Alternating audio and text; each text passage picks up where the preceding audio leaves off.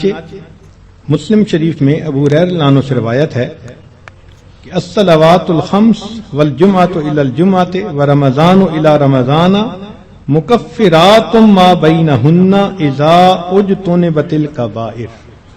اگر کبائر سے بچا جائے تو جمعے سے جمعہ 5 نمازیں اور ایک رمضان سے دوسرے رمضان تک کے جتنے گناہ ہوتے ہیں وہ سارے کے سارے اللہ تعالیٰ معاف فرما دیتے ہیں. چنانچہ کنز العمال میں لکھا ہے کہ اذا سلمت الجمعۃ سلمت الایام. جمعہ اگر اچھے انداز سے کسی نے گزار لیا تو باقی دن بھی اس کے اچھے گزر جائیں گے. وَإِذَا سَلِمَ رَمَضَانُ سَلِمَتِ السَّنَةُ. اور جس نے رمضان اچھے انداز سے گزار دیا آنے والا پورا سال اس کا اچھا گزار دیا جائے گا. امام ربانی مجدد ثانی رحمۃ اللہ علیہ اپنے مکتوبات میں فرماتے ہیں کہ یہ رمضان کا مہینہ آنے والے سال کا ایک نمونہ ہوتا ہے. جس انداز سے بندہ گزارتا ہے اللہ تعالیٰ بقیہ سال انہی اعمال کی توفیق عطا فرما دیتا ہے. مثال کے طور پہ ایک نوجوان اگر چاہتا ہے کہ میں اپنی آنکھوں کا پرہیز کروں، غیر محرم سے اپنی آنکھوں کو بچاؤں، تو وہ رمضان میں اس کی مشق کر لے. اگر پورا رمضان غیر محرم سے نظر بچا لی بقیہ پورا سال اللہ اس کو توفیق عطا فرما دے گا. آپ پورا رمضان تہجد کی پابندی کر لیجئے، تلاوت کی، اعمال کی پابندی کر لیجئے، اور پھر دیکھیے بقیہ پورا سال وہ کام کس طرح آسان ہو جاتے ہیں. اللہ تعالیٰ توفیق دے دیتے ہیں اس بندے کو. اس لیے ہمارے اکابر رمضان کو بہت اہتمام کے ساتھ گزارتے تھے.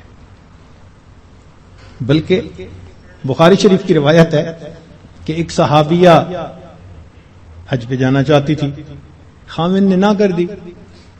پوچھا بھی کیوں؟ اس نے کہا سواری نہیں ہے. اس نے کہا فلاں اونٹ تو ہے. اس نے کہا وہ میں نے صدقے کی نیت کر لی، اب وہ میرا نہیں، وہ اللہ کا ہے، اب میں تمہیں نہیں لے کے جا سکتا. خاموش ہو گئی. خاوند جفت کر کے واپس آیا تو وہ عورت نبی الاسلام کی خدمت میں حاضر ہوئی. اے اللہ کے حبیب صلی اللہ علیہ وسلم، میرا بڑا جی چاہتا تھا میں حج کروں، مگر میرے خاوند نے کہا کہ سواری نہیں، اور میں نے صدقے کا اونٹ تھا بتایا تو اس نے کہا میں اس کو نہیں استعمال کر سکتا. تو نبی علیہ السلام نے پہلے تو خاوند کو سمجھایا کہ دیکھو یہ حج کا عمل بھی اللہ کے راستے میں جانے والا عمل تھا. تم اگر اس اونٹ پر اس کو یہ حج کروا دیتے تو اس میں کوئی حرج نہیں تھا، مگر ساتھ ہی یہ فرما دیا اس عورت کو کہ اچھا اب تم رمضان میں عمرہ کر لینا، اللہ تعالیٰ تمہیں میرے ساتھ حج کرنے کا ثواب عطا فرمائیں گے. یہ بخاری شریف کی روایت ہے. تو رمضان مبارک کو اللہ رب العزت نے ایسی فضیلت عطا فرمائی. چنانچہ کنز العمال میں ہے کہ اذا کان اول لیلۃ من شہر رمضان صفدت الشیاطین ومردت الجن، کہ جب رمضان کی پہلی رات آتی ہے تو شیاطین، سرکش جن، ان کو قید کر دیا جاتا ہے، باندھ دیا جاتا ہے. خبردار میرے پیارے حبیب صلی اللہ علیہ وسلم کے امتیوں کے روزوں کو تم خراب نہ کر سکو، تو شیاطین کو باندھ دیا جاتا ہے. وغلقت ابواب النار فلم یفتح منها باب، جہنم کے سارے دروازے بند کر دیے جاتے ہیں، پورا رمضان بند رہتے ہیں. وفتحت ابواب الجنت فلم یغلق منها باب، اور جنت کے سارے دروازے کھول دیے جاتے ہیں اور ان دروازوں کو پورا مہینہ بند نہیں کیا جاتا. سبحان اللہ. اللہ رب العزت اس مہینے میں جنت کی سیل لگاتے ہیں. وَيُنَادِي مُنَادٍ كُلَّ لَيْلَةٍ، اور ایک ندا دینے والا فرشتہ ہر رات یہ ندا دیتا ہے، یا باغی الخیر اقبل، اے نیکی کے متلاشی آگے بڑھ. ابتغاء سے ہے یہ لفظ باغی الخیر. وَيَا بَاغِيَ الشَّرِّ اقصر، اے برائی کے تلاش کرنے والے تھم جا، رک جا. وَلِلَّهِ عُتَقَاءً مِّنَ النَّارِ وَذَلِكَ كُلَّ لَيْلَةٍ، ہر رات میں اللہ تعالیٰ جہنم سے جہنمیوں کو بری فرما دیتے ہیں. اب یہاں طالب علم کے ذہن میں ایک سوال پیدا ہوتا ہے کہ رمضان مبارک میں شیاطین تو قید ہو گئے، پھر کیوں برائیاں ہوتی ہیں، غفلتیں ہوتی ہیں؟ تو علماء نے اس کے کئی جواب دیے.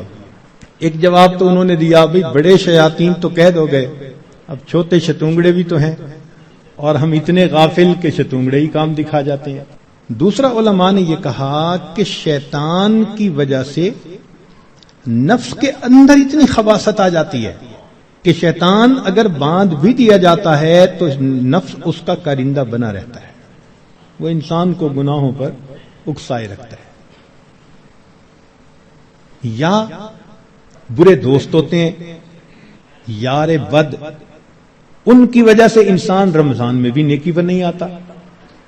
مگر اس کی خوبصورت مثال یہی ہے کہ جیسے لوہے کو بھٹی میں گرم کریں نا تو سرخ ہو جاتا ہے، پھر اس کے بعد اس کو بھٹی سے نکال لیں تو وہ 1 منٹ میں ٹھنڈا نہیں ہوتا، وہ گھنٹہ 2 گھنٹے گرم رہتا ہے۔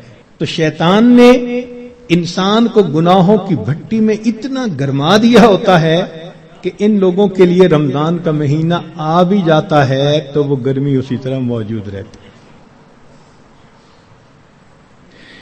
نبی علیہ السلام نے ارشاد فرمایا، من وافق موتہ عند القضاء رمضان دخل الجنہ، جس بندے کو رمضان المبارک کے اندر موت آ گئی اللہ تعالیٰ اس کو جنت کے اندر داخل فرما دیتے ہیں۔ سیدہ عائشہ صدیقہ رضی اللہ تعالیٰ عنہ فرماتی ہیں کہ کان رسول اللہ صلی اللہ علیہ وسلم یجتہد فی رمضان ما لا یجتہد فی غیرہ، مسلم شریف کی روایت کہ رمضان المبارک میں نبی علیہ السلام عبادات میں اتنی محنت فرماتے تھے، مشقت اٹھاتے تھے کہ رمضان کے علاوہ کسی اور مہینے میں اس قدر محنت نہیں فرماتے تھے۔ اس سے معلوم ہوا کہ خاص اہتمام فرماتے تھے اس مہینے۔ ایک اور روایت ہے بہقی کی، سیدہ عائشہ صدیقہ رضی اللہ عنہا فرماتی ہیں کہ کان رسول اللہ صلی اللہ علیہ وسلم اذا دخل رمضان، کہ جب رمضان کا مہینہ آتا تھا، شد میں ازارہ، نبی علیہ السلام اپنی تہبند کو کس کے باندھ لیتے تھے، ثم لم یأت فراشہ حتی ینسلخ، پھر پورا مہینہ گزرنے تک اپنے بستر پر واپس نہیں آیا کرتے تھے۔ اللہ اکبر کبیرہ، اس لیے کہ وہ رمضان کی برکات سے واقف تھے، جانتے تھے۔ بہقی کی شریف کی ایک اور روایت ہے، کان اذا دخل رمضان تغیر لونہ، کہ جب رمضان کا مہینہ آتا تھا نبی علیہ السلام کا چہرے کا رنگ بدل جاتا تھا۔ اللہ اکبر کبیرہ، وکثرت صلاتہ، اور نبی علیہ السلام نماز نفل کثرت کے ساتھ پڑھتے تھے۔